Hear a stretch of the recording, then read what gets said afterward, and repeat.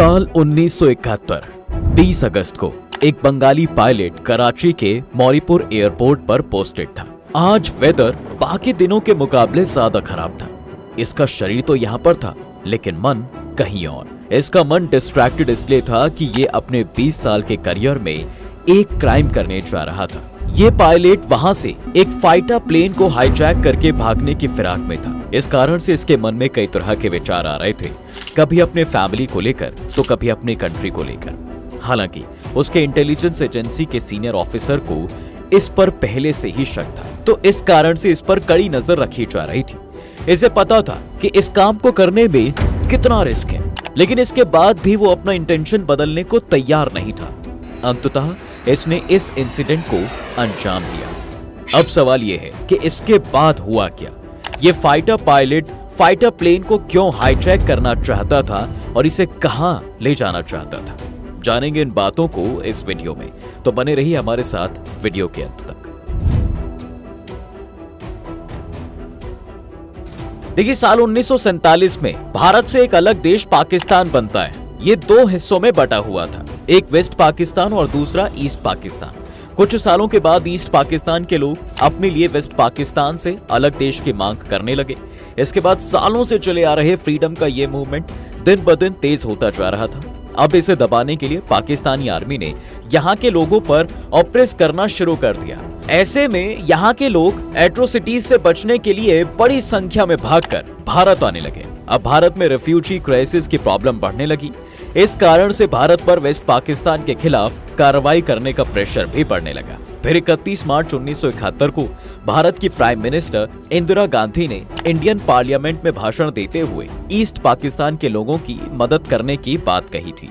इसके बाद 4 महीने के बाद इन्होंने 29 जुलाई 1971 को इंडियन पार्लियामेंट में ही ईस्ट पाकिस्तान की हेल्प के लिए पब्लिकली अनाउंसमेंट की थी। अनाउंसमेंट के साथ ही इंडियन आर्मी ने अपनी तरफ से वॉर की प्रिपरेशन शुरू कर दी। अब भारत से मिली हेल्प की उम्मीद में ईस्ट पाकिस्तान का हर व्यक्ति वेस्ट पाकिस्तान के खिलाफ विद्रोह करने पर उतारू हो गया, चाहे वो आम नागरिक हो, सिपाही हो या फिर सेना ही क्यों ना हो। इसी कड़ी में एक नाम आता है मतियूर रहमान का।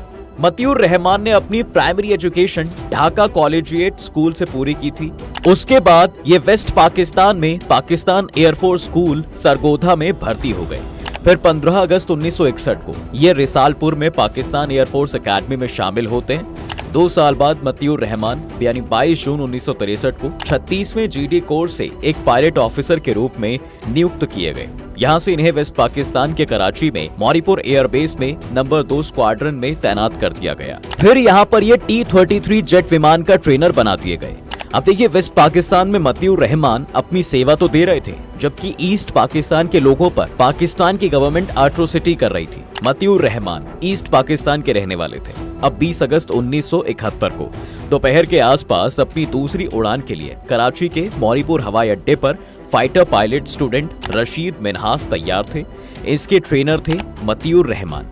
रशीद मिन्हास दोपहर की दूसरी उड़ान से पहले अपने स्क्वाड्रन क्रू रूम में जाकर अपने नाश्ता गर्म करने को बोलते हैं। हालांकि अभी उसे उड़ान के लिए नहीं जाना था, क्योंकि कराची के आसपास का मौसम इतना खराब था तो उड़ान भरना संभव नहीं था।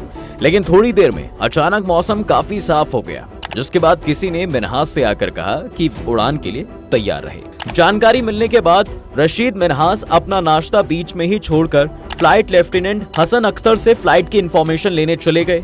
फिर उन्होंने फ्लाइट वाले कपड़े पहने और एयरपोर्ट पर खड़े T-33 ट्रेनर एयरक्राफ्ट के पास पहुंच गए। इसके बाद फिर टेक ऑफ के लिए अपने एयरक्राफ्ट के अंदर चढ़ गए। अब अपने ट्रैक पर विमान को चलाने लगे। रशीद मिन्हास को ऐसा करते देख इसके trainer assistant flight safety officer flight lieutenant Matiur Rahman ने हाथ देकर रुकने का इशारा किया। वैसे जब भी कोई पायलट नया एयरक्राफ्ट चलाना सीखता है तो इनकी इस तरह की इन्वेस्टिगेशन अक्सर की जाती है।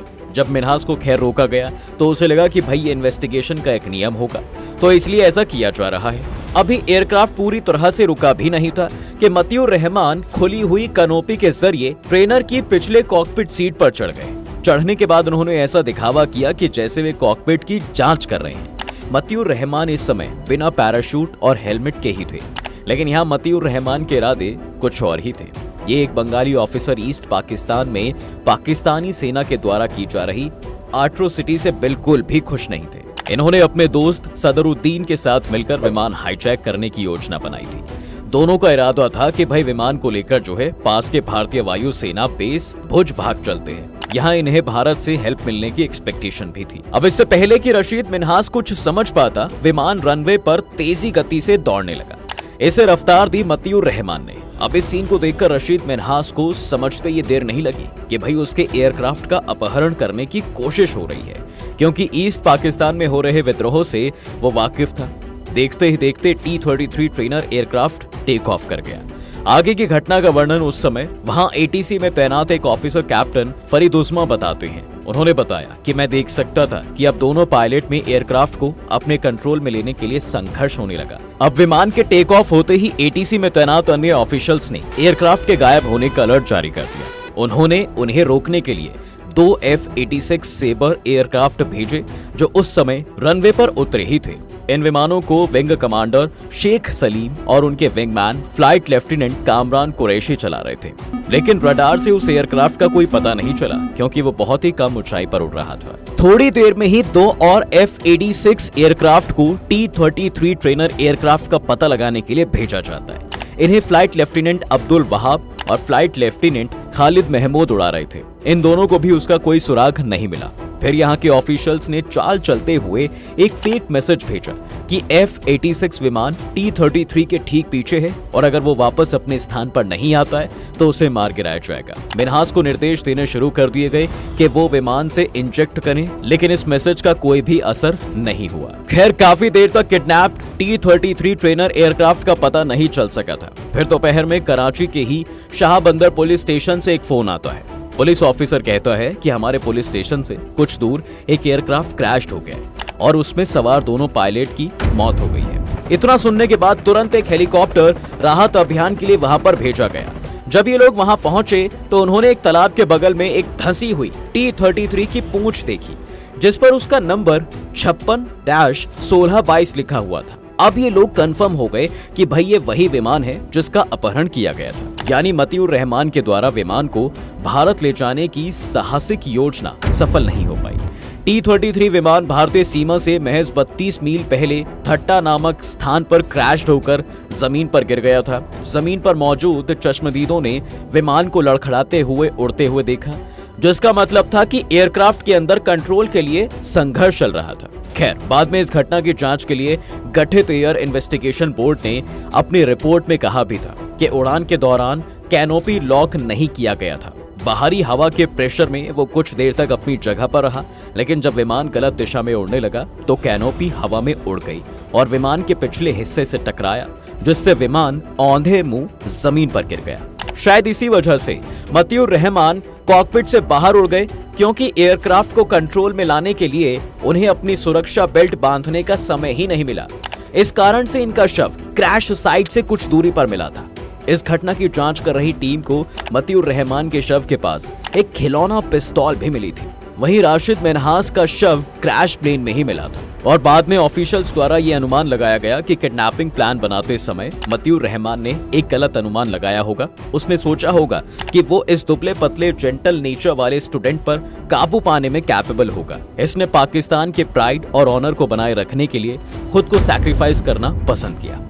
इसके बाद राशिद मिन्हास को पाकिस्तान में हीरो घोषित किया गया और हाईएस्ट गैलेंट्री अवार्ड निशाने हैदर से सम्मानित भी किया गया। वो ये सम्मान पाने वाले पाकिस्तान के सबसे कम उम्र के वायुसेना पायलट बन गए। उस वक्त उनकी उम्र महज 20 साल थी। उनके सर्टिफिकेट ऑफ ऑनर में लिखा था कि इसने प्लेन को किडनैपिंग होने से बचाने के लिए जानबूझकर जमीन पर गिरा दिया। फिर उसी स्थान पर राशिद मिन्हास को दफनाया गया जहां उनकी मृत्यु हुई थी। शुरुआत में इसे सितारे ज़ुर्रत देने की सिफारिश भी की गई थी, लेकिन जब पूरी स्टोरी पाकिस्तान के प्रेसिडेंट याहिया खान को बताई गई तो उन्होंने कहा कि ये लड़का निशाने हैदर से कम का हकदार नहीं है। उस दिन इसकी घोषणा कर दी गई और देखिए घटना के बाद पाकिस्तानी गवर्नमेंट के द्वारा मतियूर रहमान को ट्रेटर और विलन घोषित कर दिया गया। इनका अंतिम संस्कार मौरीपुर एयरबेस के खाली पड़े हुए किनारे के क्षेत्र में किया गया, जहां उनका शव अगले 35 वर्षों तक रहा। इतना ही नहीं, मशरूर एयरबेस के प्रवेश द्वार पर उनकी तस्वीर लगा दी गई और उसके नीचे गद्दार लिख दिया गया। उनकी पत्नी मिली रहमान और उनकी 2 छोटी बेटियों को हिरासत में ले लिया गया। 30 वर्षों के अथक प्रयासों के बाद 24 जून 2006 को मतीउर रहमान के पार्थिव शरीर को कराची में उनकी कब्र से निकाला गया और बांग्लादेश एयरलाइंस की एक विशेष उड़ान द्वारा ढाका ले जाया गया, जहां उन्हें पूरे सैन्य सम्मान के साथ मीरपुर में शहीद कब्रिस्तान में फिर दफनाया गया। बांग्लादेश की तत्कालीन प्रधानमंत्री खालिदा जिया ने ढाका हवाई अड्डे पर राष्ट्रीय ध्वज में लिपटे फ्लाइट लेफ्टिनेंट मतीउर रहमान के शव को प्राप्त किया। उस वक्त एयरपोर्ट पर मतीउर रहमान की पत्नी भी थी, उनकी बेटी तुहीन मतीहुर हैदर, उनके अन्य रिश्तेदार और कुछ पुराने दोस्त भी मौजूद थे। उनकी बहादुरी के लिए बांग्लादेश का सर्वोच्च वीरता पुरस्कार वीर श्रेष्ठो दिया गया। फिर सेना ने उन्हें गार्ड ऑफ ऑनर भी दिया। बाद में जेसोर में बांग्लादेश एयरबेस का नाम उनके नाम पर रखा गया और बांग्लादेश सरकार ने उनके सम्मान में एक डाक टिकट भी जारी किया। लेकिन उस समय की उस अपहरण की घटना ने पाकिस्तान सेना में बंगाली ऑफिसर्स की मुश्किलें काफी बढ़ा दी थी। इसके बारे में पीवीएस जगमोहन और समीर चोपड़ा अपनी बुक ईगल्स ओवर बांग्लादेश में लिखते हैं कि स्थिति इतनी खराब थी कि साल 1965 के भारत पाक युद्ध और साल 1967 के अरब इजराइल युद्ध के हीरो रहे सैफ अल आजम के साथ 4 अन्य Bengali officers group captain MS इस्लाम, विंग कमांडर काबर, स्क्वाड्रन लीडर GM चौधरी और फ्लाइट लेफ्टिनेंट मीजान को हिरासत में ले लिया गया। उनसे भारत या ईस्ट पाकिस्तान भागने के प्लान के बारे में इंक्वायरी की गई। इन सभी को अगले 21 दिनों तक जेल में रहना पड़ा। इसके बाद ही पाकिस्तानी वायुसेना प्रमुख एयर मार्शल रहीम के इंटरफेरेंस के बाद वार्निंग देते हुए सभी को रिहा कर दिया गया। बहरहाल आज की कहानी जानकर आपको कैसा लगा हमें नीचे कमेंट सेक्शन में जरूर बताएं और अगर आपको ये वीडियो पसंद आया है तो इसे लाइक और शेयर कर दें। अगर आप इस चैनल पर नए हैं तो चैनल को भी सब्सक्राइब कर देना और ऑल नोटिफिकेशंस को ऑन कर लो ताकि आपको हमारे आने वाले सभी वीडियोस जो हैं टाइम से मिल सके। खैर मिलते हैं फिर से एक नए वीडियो में नए टॉपिक के साथ, तब तक के लिए नमस्कार।